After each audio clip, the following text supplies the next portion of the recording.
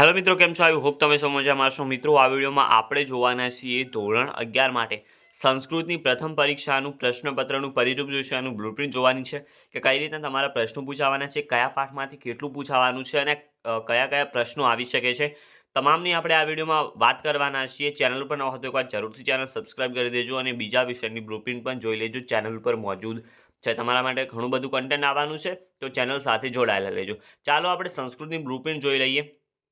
અહીંયા તમે જોઈ શકો છો કે હેતુલક્ષી તમારા જે પ્રશ્નો છે એ કુલ 15 માર્ક્સના પૂછાવાના છે. ટૂંક જવાબી પ્રશ્નો 20 માર્ક્સના પૂછાવાના છે. ટૂંક જવાબી પ્રશ્નો જે બીજા હોય છે, બીજા પ્રકારના થોડા ઘણા ગુણના, એ 3 માર્ક્સના જ પૂછાવાના છે.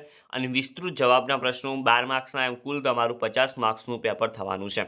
હવે કયા પાઠમાંથી કેટલું પૂછાશે એ તમે જોઈ શકો છો. પહેલા પાઠમાંથી તમારે 4 ગુણનું છે, બીજા પાઠમાંથી 4 ગુણનું છે, ત્રીજામાંથી 3 ગુણનું પૂછાશે અને ચોથામાંથી 4 ગુણનું, પાંચમામાંથી 3 ગુણનું. હવે તમારે અહીંયા 1 થી 15 પાઠ તૈયાર કરવાના છે. એના પછી તમારે 11મા પાઠથી તૈયારી કરવાની છે. પ્રથમ પરીક્ષાનો અભ્યાસક્રમ તમને ખબર ના હોય તો અહીંયા પણ તમે જોઈ શકો છો કે પહેલા તમારે 5 પાઠ કરવાના છે અને બીજા છે એ 11 થી 15 પાઠ તમારે કરવાના છે. એમ કુલ 10 પાઠ કરવાના છે. તો 11મા પાઠમાંથી 4 માર્ક્સનું, 12મા પાઠમાંથી 4 માર્ક્સનું પૂછાવાનું છે, 13મામાંથી 3 માર્ક્સનું, 14મામાંથી 4 માર્ક્સનું અને જે 15મો છે એમાંથી 3 માર્ક્સનું પૂછાવાનું છે. તો આ તમારા પાઠ થઈ ગયા કેટલા માર્ક્સનું પૂછાવાનું છે.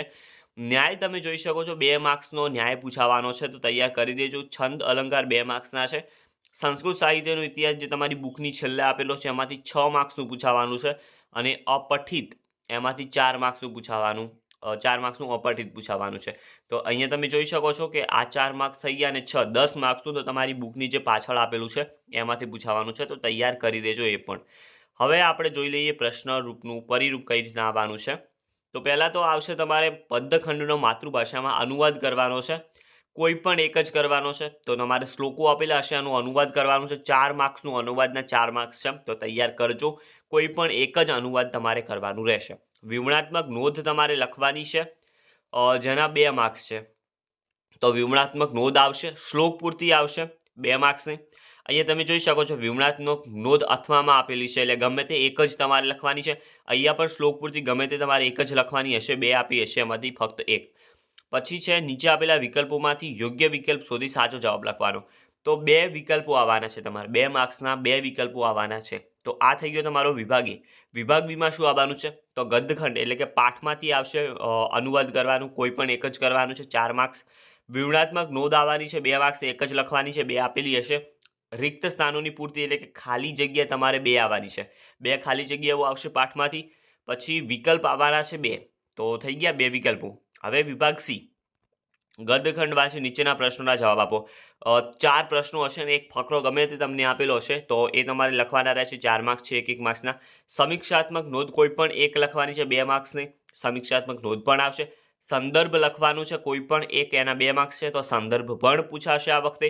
કોણ વાક્ય બોલે છે એ ઓળખાવાનું છે, એ પણ 2 વાક્યો આપેલા હશે, બંને ઓળખાવા પડશે તમારે. વિભાગ બી તમે જોઈ શકો છો, ગદ્યખંડ વાંચીને પ્રશ્નોના જવાબ આપવાના છે. 4 પ્રશ્નો છે જેના કુલ 3 માર્ક્સ છે.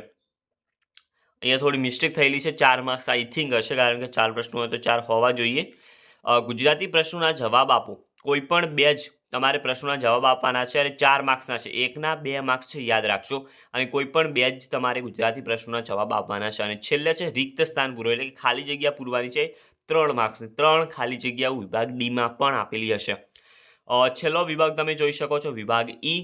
પરિચયાત્મક નોંધ લખવાની છે, કોઈ પણ 2 લખવાની છે, પ્રત્યેકના 2 ગુણ, એમ કુલ 4 ગુણ. તો પરિચયાત્મક નોંધ એટલે કે તમારી સંસ્કૃત સાહિત્યમાં જે લાસ્ટમાં આપેલું હોય છે એમાંથી પૂછાશે. 2 લખવાની છે, ઓકે. એક નથી લખવાની, 2 લખવાની છે. અહીંયા છંદ અલંકાર સમજાવવાનો છે, કોઈ પણ એક સમજાવવાનો છે, જેના 2 માર્ક્સ રહેશે. નીચે આપેલા વિકલ્પોમાં યોગ્ય વિકલ્પ શોધી. તો વિકલ્પો આવવાના છે 4. છેલ્લે વિભાગીમાં છેલ્લે 4 વિકલ્પો આવશે, 4 માર્ક્સના. એમ તમારું કુલ 50 માર્ક્સનું પેપર રહેશે. તો મિત્રો, આથી સંસ્કૃતની બ્લુપ્રિન્ટ કેવી લાગે એકવાર વિડીયો નીચે કોમેન્ટ કરી દેજો. બાકી વિષયની બ્લુપ્રિન્ટ આપણી ચેનલ ઉપર છે, ચેનલ સબસ્ક્રાઇબ કરી દેજો, કારણ કે તમારા માટે ઘણું બધું મટીરિયલ આવવાનું છે જે તમને ખૂબ જ હેલ્પફુલ થશે તમારી એક્ઝામ માટે. મળીશું નવા વિડીયોમાં, ત્યાં સુધી ગુડ બાય.